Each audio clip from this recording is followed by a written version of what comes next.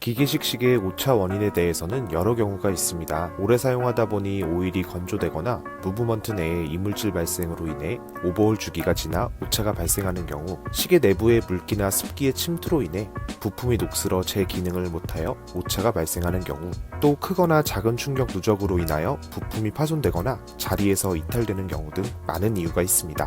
하지만 앞에 말했던 세 가지 이유보다 시계 AS 센터에 가장 빈번하게 접수되는 경우는 바로 자성입니다. 세상이 편리해지고 많은 전자제품들이 발명됨에 따라 주위에는 자성이 강한 물건들이 점차 늘고 있습니다. TV와 오디오, 스마트폰, 컴퓨터, 가방이나 지갑의 잠금 장치는 물론 현대인의 필수품인 스마트워치나 무선 이어폰 케이스에도 자기장이 흐르고 있습니다. 이처럼 자석은 항상 우리 생활에 숨어 있습니다. 시계에 있어서 자성은 절대적인 상극이라고 볼 수 있습니다.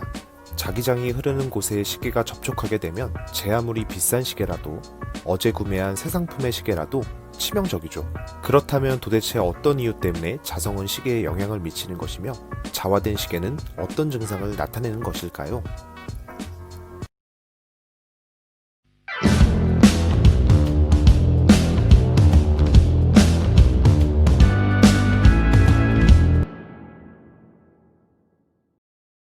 안녕하세요, 시계박사입니다. 이번 영상에서는 자성이 기계식 시계에 미치는 영향에 대해서 알아보려고 합니다. 시계 AS 센터에 접수되는 내용 중에 가장 많이 접수되는 내용을 찾아보자면 단연 자성이 아닐까 생각됩니다. 100만원대의 중저가 브랜드의 시계부터 자동차 한 대 값의 가격을 형성하고 있는 고급 명품 브랜드의 시계라고 할지라도 자성은 굉장히 치명적입니다.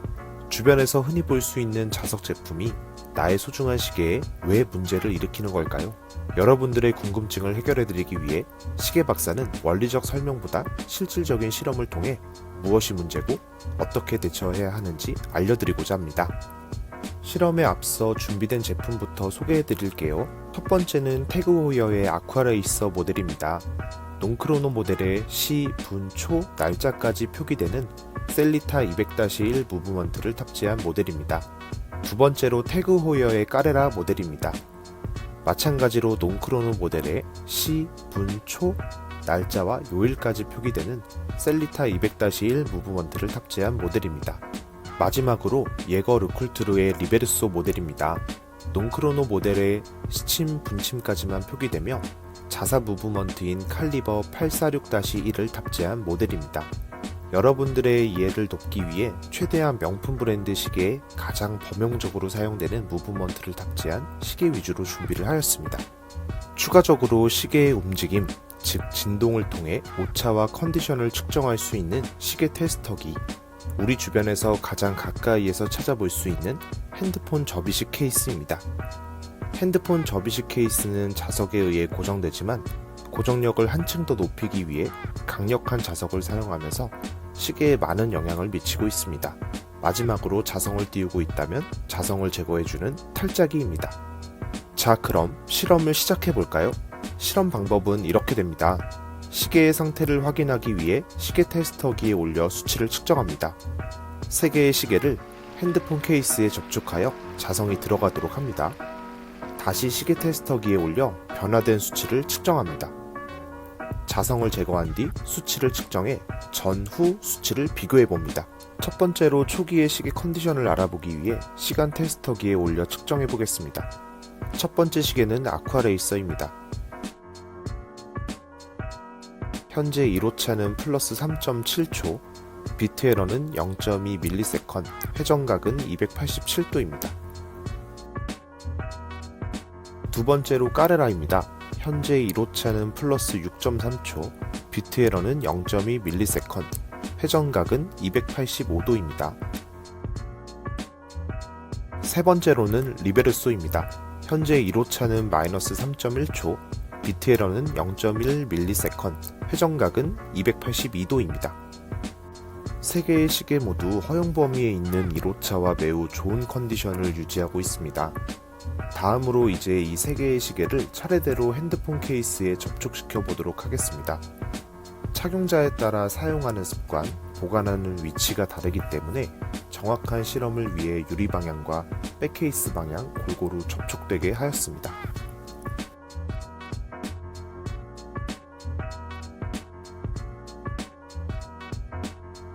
자, 그럼 자성이 있는 상태의 시계를 테스터기에 올렸을 때 수치는 어떨까요?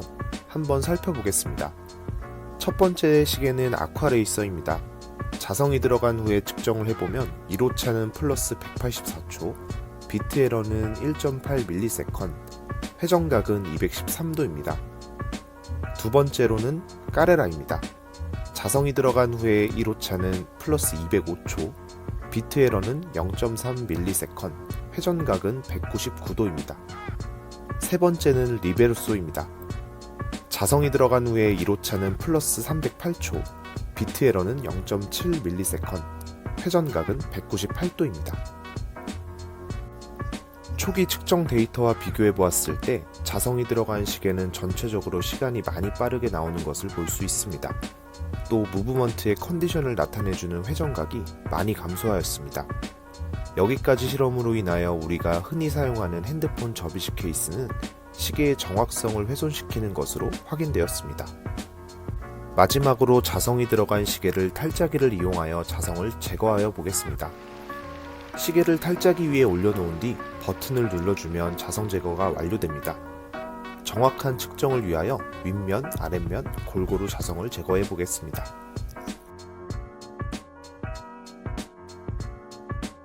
자성이 제거된 시계를 다시 테스터기에 올려 수치를 측정해 보겠습니다. 첫 번째 시계는 아쿠아레이서입니다. 자성 제거 후에 측정을 해보면 1호차는 플러스 4.5초, 비트 에러는 0.1ms, 회전각은 312도입니다. 두 번째로 까레라입니다. 자성을 제거한 후에 1호차는 플러스 3.7초, 비트 에러는 0.1ms, 회전각은 302도입니다. 세 번째로는 리베르소입니다. 자성을 제거한 후에 1호차는 마이너스 4.5초, 비트 에러는 0.1ms, 회전각은 269도입니다. 자, 보이시나요? 결론적으로 탈자 후에 시계는 다시 정상 컨디션으로 돌아온 것으로 확인되었습니다. 간단한 자성 제거만으로도 1호차와 비트 에러 값은 정상 범위로 돌아왔으며 시계의 컨디션을 나타내는 회전각 또한 좋은 수치로 나왔습니다. 최종적으로 주변의 흔한 자석 제품들은 기계식 시계에 영향을 미치고 있으며 그것은 고장이 아닌 단순 자성 제거만으로도 정상적인 컨디션으로 돌아온다는 사실이 증명되었습니다. 그렇다면 왜 자성이 시계에 영향을 미치게 되는 것일까요? 시계가 자성에 약한 가장 큰 이유는 바로 대부분 시계 내부의 무브먼트를 자성에 영향을 받기 쉬운 금속 재질의 부품을 사용하기 때문입니다. 보통 강한 자성에 시계가 접촉하거나 미세한 자성이라도 오랫동안 장기간 접촉되는 경우 내부의 금속이 자성을 빨아들여 자석처럼 주위 금속을 잡아당기는 힘을 가지게 됩니다. 무브먼트의 심장이라고 불리는 밸런스 휠은 항시 수축 팽창을 통하여 시간이 일정하게 움직일 수 있도록 합니다. 하지만 이 밸런스 휠의 헤어스프링의 간격이 자성의 영향을 받아 한쪽으로 쏠리게 되면 기존의 수축 팽창하는 범위보다 낮아져서 더 빠르게 수축 팽창하기 때문에 시간은 일정하게 움직이지 못하고 빨라지게 되는 것입니다. 여러분들의 시계는 정확하게 맞고 있나요? 간혹 출근할 때 시간을 세팅해도 퇴근할 때는 오차가 생기지는 않으셨나요? 그게 맞다면 나의 시계가 자성에 노출되었는지 한번 의심해보는 것도 좋을 것 같습니다. 자성 제거는 간단한 작업이니까 가까운 시계 수리점에 맡기는 것도 하나의 방법이겠죠. 그 후에도 시간이 맞지 않는다면 그때 정식 AS를 맡겨도 늦지 않을 것입니다. 시계의 고장이나 불량이 아닌 단순한 자성 제품이 내 시계에 미치는 영향 이해되셨나요? 저희 시계 박사는 더 유익한 영상으로 돌아오겠습니다. 자, 그럼 오늘 강의는 여기까지.